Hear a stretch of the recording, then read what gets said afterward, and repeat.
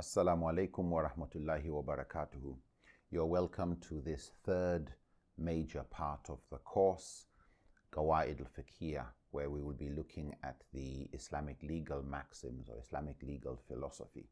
The first two parts dealt with usul, the principles of Islamic jurisprudence, and how scholars maximized certainty or verified the certainty of their evidence.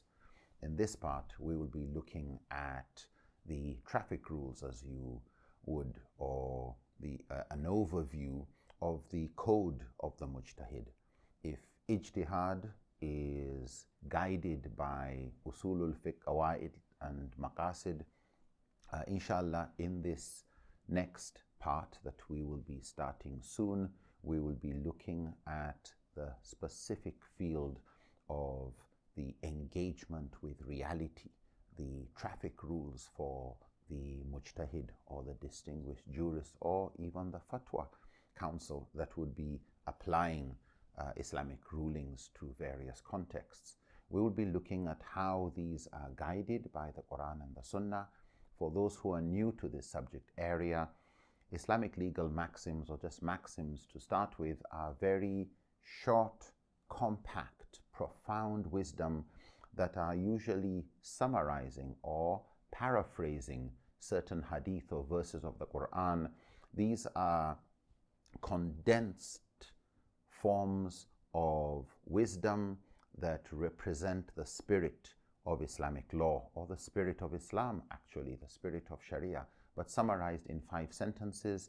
It is something that scholars generally all have a consensus that these are the 5 universal maxims. They serve as the skeleton, the framework and principles of Islamic legal philosophy. They are, as we keep saying, like the traffic rules, stay to the right and wait for people on the roundabout, or whatever those rules are, to ensure that ijtihad or juristic reasoning doesn't end up going contrary to the spirit of Sharia.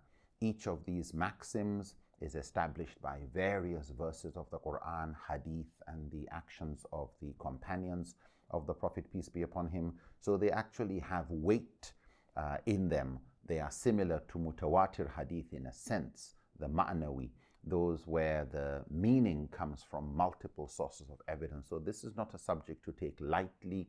It is something which plays a role, just like usul, in improving the quality of ijtihad, and as we will see later, the field of maqasid sharia playing a similar role in the triangulation or the cross-verification of evidence. These 5 universal maxims, which we will be looking at, also have other children, if you would, other sub-maxims that are related to each of them. We would look at some of these, the importance, their authority, how they are applied. The first universal maxim we will be looking at, al-umur bi-maqasidiha, that matters are judged by their purposes. And we will be looking more into detail regarding how scholars have understood that maxim, the implication, and how it is applied, and how these maxims are all interconnected. The other maxim we will be looking at is that certainty is not overruled by doubt. Al-yaqin la yazulu bi-shak. This is a maxim concerned about evidence and truth and its value.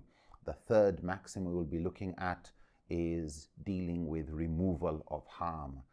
Ad-darar yuzal. Harm must be eliminated. Harm must be removed.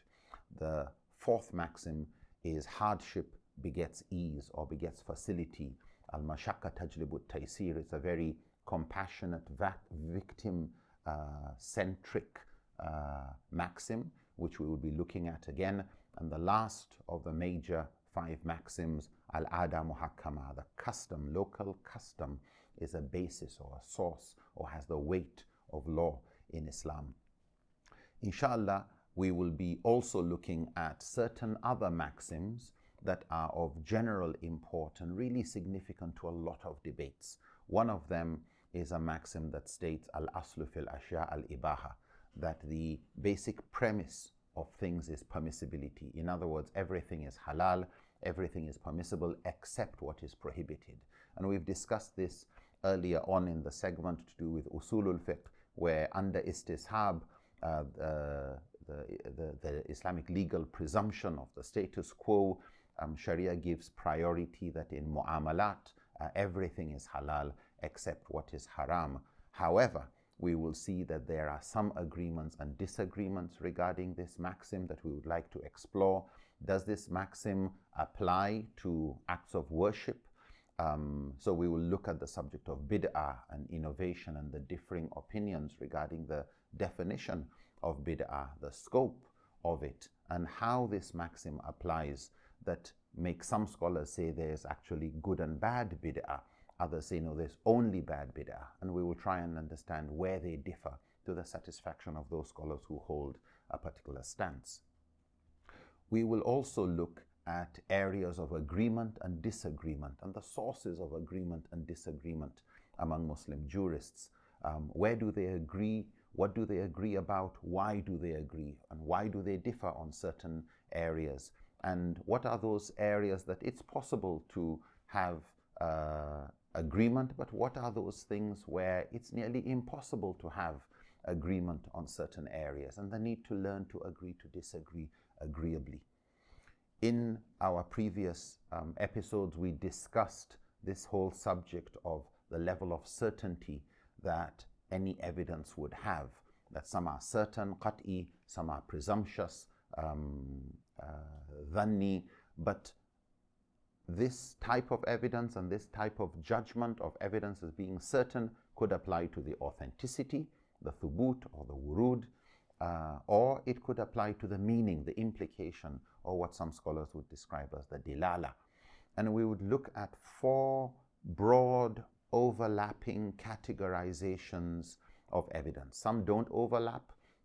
The qat'i thubut, qat'i dilala generally stand on their own as sources of ma'alum min ad-din bid-darura, but there are other 3 categories. The first category, those type of evidence that, that type of evidence where there's complete certainty about it. They are qat'i thubut, qat'i dilala. We are certain about their authenticity. We are also certain about the meaning and implication, and there's no diversity of views on that. But there are other categories of evidence, those that are qat'i thubut but dhanni dilala. The source of the evidence we are sure, but the implication is open to differing opinions. There's differing opinions regarding the authority, the thubut. The thubut is dhanni, but the dilala is qat'i. And sometimes you would find both the thubut, both the authenticity and the implication, the dilala, are dhanni. So we'll look at these and look at examples that belong to these various categories and be able to see the different arguments and debates that Muslims have on so many issues, and where these debates lie along the spectrum of certainty between what we're really certain about, the ma'alum min ad-din bid-darura, the qat'i thubut, qat'i dilala, what we are certain regarding authenticity and meaning, and the areas where there is presumption, and sometimes a lot of presumption regarding the authority, and the implications of this diversity of view to intellectual diversity as we live with each other, the unity of Muslims, and legal diversity when it comes to the schools of thought. We pray that Allah will guide us through these discussions, make it useful, and continue to forgive us for our mistakes. Inshallah, we'll see you soon. Assalamu alaikum wa rahmatullahi ta'ala wa barakatuh.